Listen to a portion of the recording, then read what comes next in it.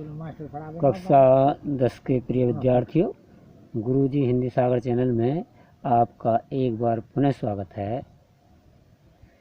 कल रस और उनका स्थायी भाव का हमने अध्ययन किया। आज कक्षा 10 के पाठ्यक्रम में जो रस हैं, एक तो है हास्य रस, दूसरा है करुण रस। तो पहले हास्य रस के विषय में अध्ययन करेंगे।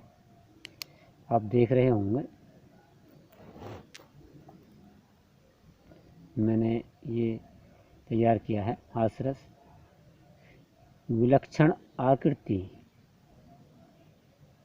विकृत चेष्टाएं, वचन या कार्य देखकर हृदय में उत्पन्न हास्य नामक स्थायी भाव, विभाव संचारी भाव के संयोग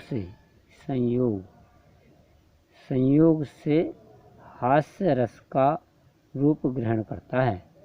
हास्य रस संभवतः सभी रसों में सुखात्मक रस होता है, यानी जितने भी रस हैं सब में अधिक सुख देने वाला होता है हास्य रस।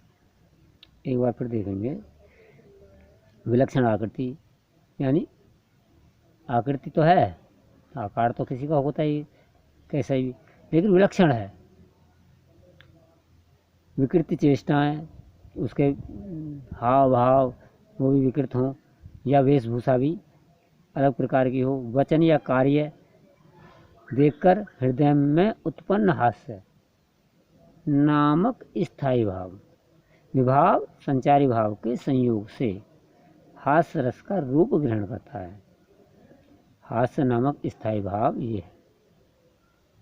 हास्य नामक स्थायी भाव, विभाव संचारी भाव के संयोग से हास्य रस का रूप ग्रहण करता है। हास्य रस संभवतः सभी रसों में सुखात्मक होता है। विकृत आकृति, विकृत चेष्टा, वेशभूषा आदि को देख करके या उसकी बातों को सुन करके कुछ मन में हास्य का भाव प्रकट होता है, वही हास्य रस में परिवर्तित होता है, उसे हास्य रस कहते हैं। अब आगे इसका उदाहरण दिया गया है, देखेंगे एक बार।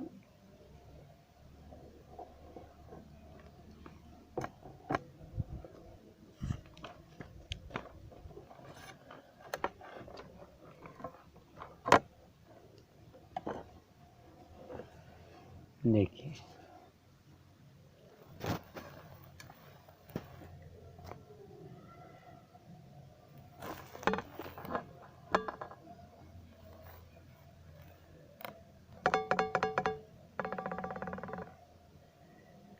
तो हास्य दो प्रकार के होते हैं। हास्य रस जो है वो दो प्रकार के होते हैं। जो हास्य स्वतः उत्पन्न हो जाता है उसे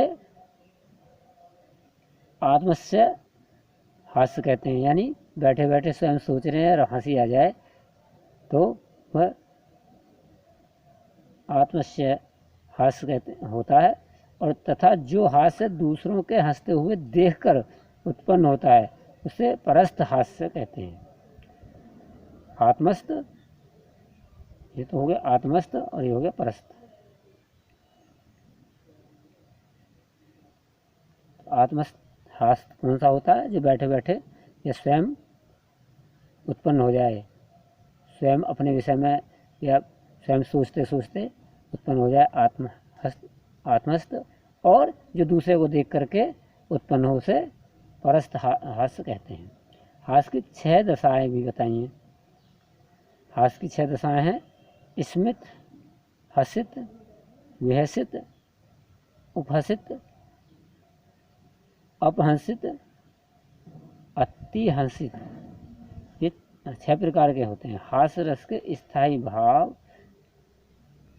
भावादि इस प्रकार हैं।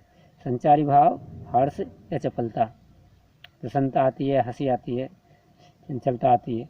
अनुभव है आँखों का खिलना, होठों का हिलना, ये इसके अनुभव हैं।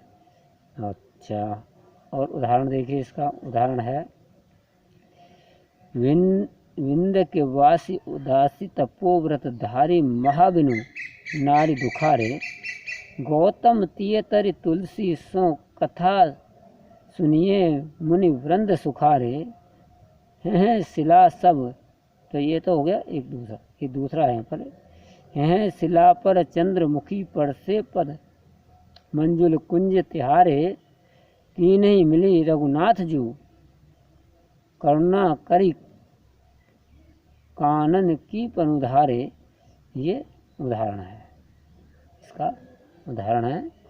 ये इसमें क्या है, विंध्य के वासी जो दासी तपोव्रतधारी हैं, तप को धारण करने वाले, तपोव्रत को धारण किए हो दास हैं, बिना नारी के दुखी हैं। तो ये जो है हास्य उत्पन्न होता है इस सबको के भाव को सुन करके, तो यहाँ पर हास्य रस की उत्पत्ति होती है। तो ये दूसरा है बच्चों यहाँ पर करुण रस, जो कक्षा 10 में है, दूसरा रस है करुण रस। इसकी परिभाषा है बंधु विनाश, बंधु वियोग, द्रव्य नाश और प्रेमी के सदैव के लिए बिछुड़ जाने के कारण करुण रस उत्पन्न होता है। शोक नामक स्थायी भाव, विभाव, अनुभाव और संचारी भाव के संयोग से करुण को प्राप्त होता है। दोबारा समझ लेंगे। बंधु विनाश यानी भाई बंधु को हानि हो जाए, कोई घटना हो जाए, मृत्यु हो जाए, या बंधु वियोग, भाई बंधु से बिछड़ने का वियोग होता है। द्रव्यनाश धन की हानि हो जाए, और प्रेमी के सदैव के लिए बिछड़ जाने, और अपना प्रेमी है कोई और सदैव के लिए बिछड़ जाए, उसके कारण भी करुण रस उत्पन्न होता है। इसका स्थायी भाव है शोक। शोक नामक स्थायी भाव, विभाव, अनुभाव और संचारी भाव के संयोग से करुण को प्राप्त होता है। ठीक है। उदाहरण से, क्यों छलक रहा दुख मेरा, उषा की मृदु पलकों में, हाँ उलझ रहा सुख मेरा, संध्या की घन अलकों में।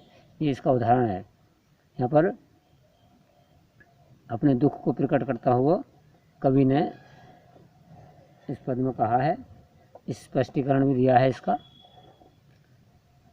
स्पष्टीकरण यहाँ तक देखेंगे, ये स्पष्टीकरण है। प्रस्तुत पद में कवि ने अपनी प्रियसी के विरह में रुदन का वर्णन किया गया है। इसमें कवि के हृदय का शोक स्थायी भाव है। क्या है इसमें? कवि के हृदय का शोक स्थायी भाव है। यहाँ प्रियतात्मा यानी अप्रियतात्मा है, आलम्बन है, तथा प्रेमी कवि जो आश्रय है। कवि के हृदय के उद्गार अनुभाव हैं।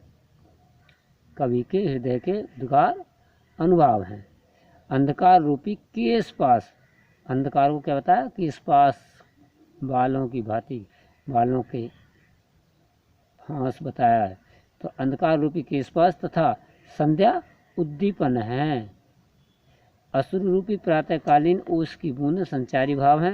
इन सबसे पुष्ट शोक नामक स्थायी भाव करुण रस की दशा को प्राप्त हुआ है। तो ये दोनों जो रस हैं, हास्य और करुण, ये कक्षा 10 के पाठ्यक्रम में इनका हमने आज अध्ययन किया। आज के लिए तो इतना ही। धन्यवाद।